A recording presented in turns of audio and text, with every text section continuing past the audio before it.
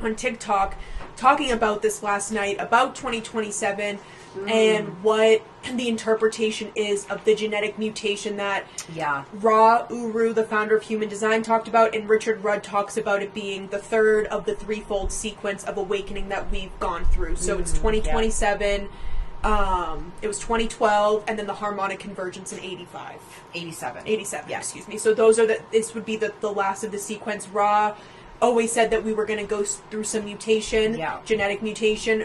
Richard Rudd has obviously... Did he ever say what the previous transmutations were? Because I know this one, wasn't it the solar plexus? Was the final... So I feel the first mutation, or what maybe originally... Maybe it would have root solar?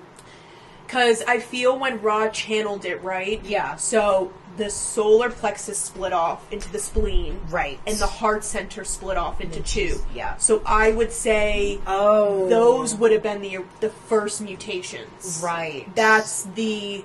I don't know when that would have happened. Is another chakra supposed to split into... When don't we become 9 or 11? Or? So Richard Rudd feels that we'll only have 3.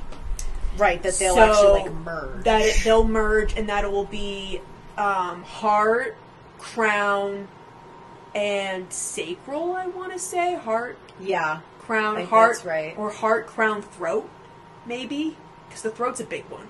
Anyways, it may be, I know and I'm always talked about the lower 3 chakras being dissolved, but anyway, so she pulled up a transcript from Ra, someone asking him, what did you actually mean by the mutation? Yes. So this is Ra's interpretation. He feels that we are going to completely dissolve the solar plexus, which Richard Rudd does talk about this. But anyways, he went into detail saying that 50% of people on Earth, their authority in human design is the solar plexus. Mine is... At least half this team is that I can think of off the top of my head. Whether they're projectors or not, generators, manifesting, like a lot of people have, it's 50% of the population. So he feels that because of that is the disconnect between humans. We are so driven by this emotional wave, and we have these highs and lows and ebbs and flows, whether it's collective, internal events, external events, blah, blah, blah, blah, blah. And so he truly feels like that after 2027, it's not going to be like the day we enter 2027, no one's going to have a solar plexus. It's going to phase out. We're going to move into some new mutation, and what I feel is that after 2027, we will have probably, whether it's a group of human design people, I would either say human design and astrologers come together and rewrite some things, that we will rewrite the human design map, possibly astrology too, with the 13 zodiacs being involved again. I don't know. But that's an interesting interpret. Like, he totally feels like it will go away completely. We cannot. I mean, it would make so much sense because it's true. Like, the main difference between us and the galactics, obviously the ego, take that part out, is that we have too many emotions. Yep. And a lot of them are on the lower end of the emotional And that's why we scale. can't unite. Like you were saying, like, what's going to unite us? And it's like something like that. Take it away, I guess. Take away that, because that really is what blocks us, why we can't connect. And maybe that's what I was seeing, because I was getting these downloads yesterday, because when I was like, kind of writing my update for the new moon in Leo tomorrow. And originally I had gotten this like visual of all of August being something about the inner sun. And like there's a lot going on with the actual sun, right? And like all these things. And so then yesterday I got this like total visual about this new moon, and the angels were like, something about activating our portals of light, that we are all a portal of light. And they showed me like it was like the solar and the heart were one thing. That makes sense. As like one giant kind of portal of light. And I was like, okay, interesting.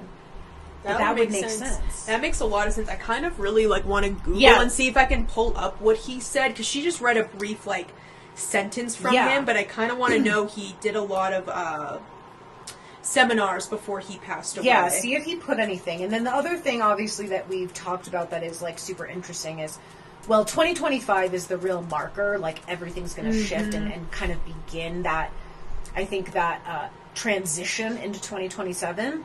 But along with, like, all of that shifting with the chakras and, like, becoming new humans is, like, we're entering a new incarnation cross, which, you know, is from the cross of planning to the sleeping phoenix, which I'm sure we'll get more into that, like, next year. But it's very interesting, the gene keys that are part of the new incarnation cross versus what we've been in. Because the cross of planning was, like, all exactly as it sounds. Like, it's all about planning for the future and, like, logical, linear stuff. And then the sleeping phoenix is, like, is, like, so different. It has a lot to do with, like, creativity, you know, and how you create and how you embody. And so I think it's going to be really interesting to see this year to next year. It's interesting you literally just said that, because this article that he talked about 2027. So a new cycle begins and will carry the frequency of the cross of the sleeping phoenix with gene keys 55, 59, 20, 34. Ra often characterized it as the cycle of the individual. In many ways, the value of strategy and inner authority will be more fully realized in this coming cycle. As a community, state, national, and international support structures continue to break down, it is the awareness of the individual that can make decisions correctly for themselves that will have distinct advantages. Our next evolutionary step will occur in this next cycle, which will bring extensive mutation to the solar plexus in the emerging non-linear, non-verbal felt sense of awareness that is neither body awareness nor mental awareness, but emotional or spirit awareness. Interesting.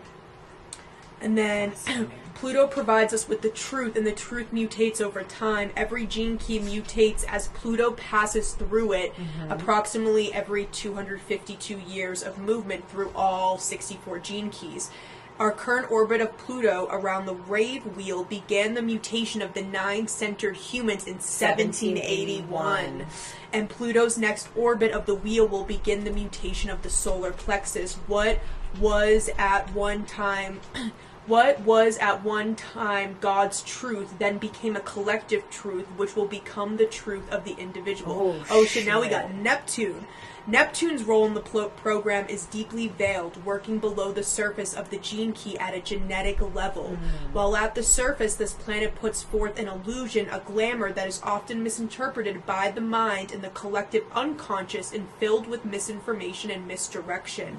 Once we cut through the illusion and see behind the veil, Neptune can reveal deep mystical truths. Neptune's role in our personal design is to provide us what's hidden, what's beneath the surface. It is the planet of deep mutation and provides data that is not logical or linear, that is not to be figured out but experienced. This planet represents the continuity and depths of the genetic pool.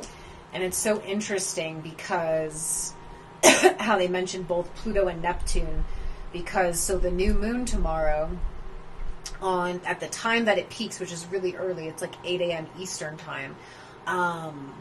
So you've got the sun and moon conjunct in Leo, right? But you're also going to have Venus sitting at 29 degrees Leo under the new moon. Crazy. And it's in a yod with Pluto and Neptune. Interesting. And we're talking about Leo, and Leo rules the solar plexus and the sun. It's just weird. That's all I'm saying. It's just weird. And it's so weird that, like, those are the two planets that were just mentioned. And that all just, like, came through this morning when I was just, like, you know, writing my little thing. That is so it's weird. So weird. That is so... That's how we know we're onto something. When all the pieces of the puzzle...